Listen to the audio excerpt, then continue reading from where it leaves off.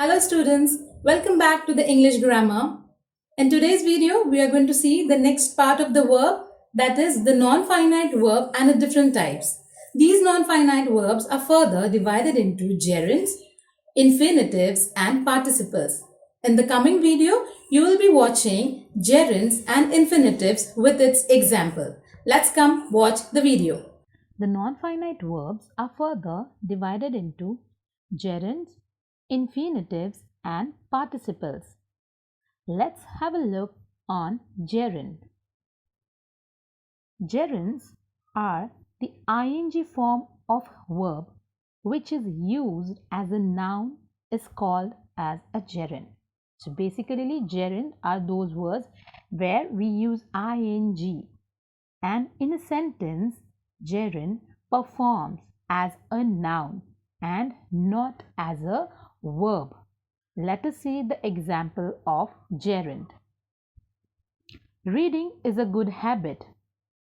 So reading is an ing word and it functions as a noun in the sentence. So reading is a gerund. Swimming is a good for health.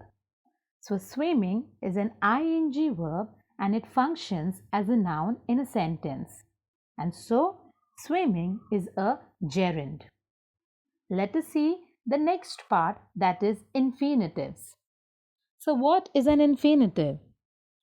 Infinitive is a verb that functions as a noun, adjective or adverb in order to express an opinion, purpose of an object or action, or answer the question who, what or why. An infinitive usually begins with the word to and is followed by the base form of a verb, the simple form of a verb that you would find in the dictionary, that is the base form of a verb.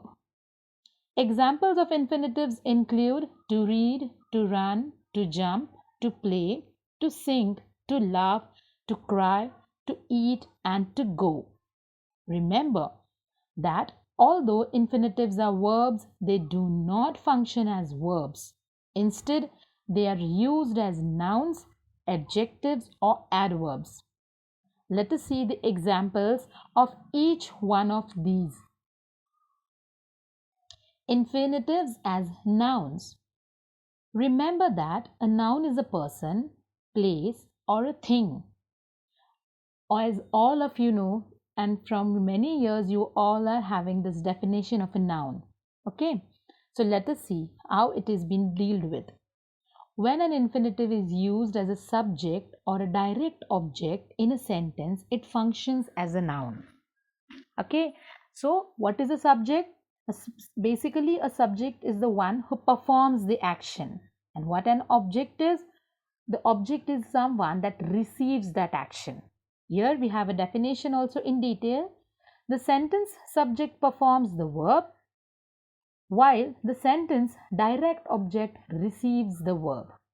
Let us see the example of it. I love to sleep. In this sentence, the verb is love. It is the action, so it's the love. Who or what receives the action of being loved?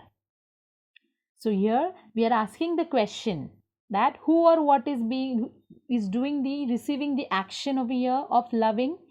That is the infinitive to sleep. She loves to sleep, or anyone is there who loves to sleep. So I love to sleep over there. So the love is the action that is performed, and who is receiving the action? To sleep is receiving the action. So this makes to sleep the direct object of the sentence. So to sleep is the who? It's the direct object because it is receiving the action of love. In this case, the infinitive functions as a noun that expresses an opinion. It could be replaced with a person also, with a place also, or as a thing also. Let us see infinitive as an adjective. An adjective is a word that modifies, adds to, or describes a noun. We also call it as a describing verb. So infinitives function as an adjective when they modify or describe a noun in a sentence. Let us see the example of it. Joel wants a book to read. In this sentence, the verb is wants and the subject is the noun book. We also see the infinitive to read.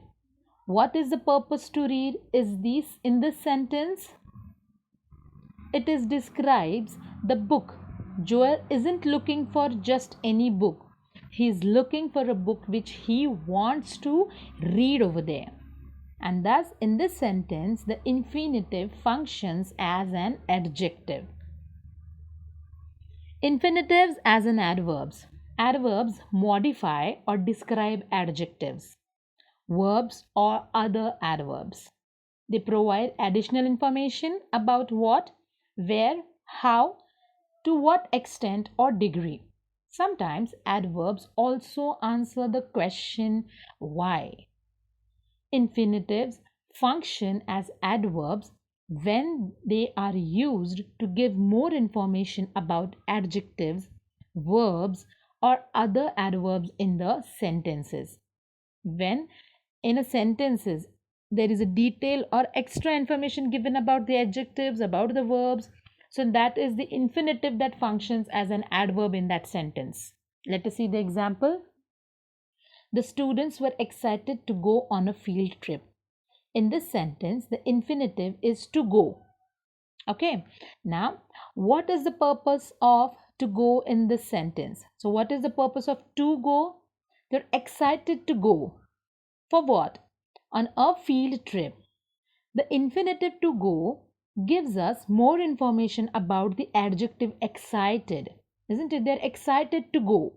It tells us what the students were excited about. They were excited about going on a field trip. In this case, the infinitive functions as an adverb as it gives us more information about the adjective over here. The next and the most important thing that you always need to keep in mind whenever you are asked a question to identify or to underline the infinitives. So, to please make sure there are some infinitives which do not have to before them. Okay, so let's see the infinitives without to. Almost always infinitives begin with to, but infinitives lose the to when they follow these verbs feel, hear, help, let, make, see, watch. These are all the words before them to will not be there. We are not allowed to use to with these infinitives. Okay, so these verbs are followed by the direct object, then by an infinitive without the to. So we are not supposed to use to whenever these type of verbs are being used. Got it? Yes, I'm sure you all must have understood about the gerunds and the infinitives. For much more better understanding, I request you to watch the video again and do practice it. Thank you.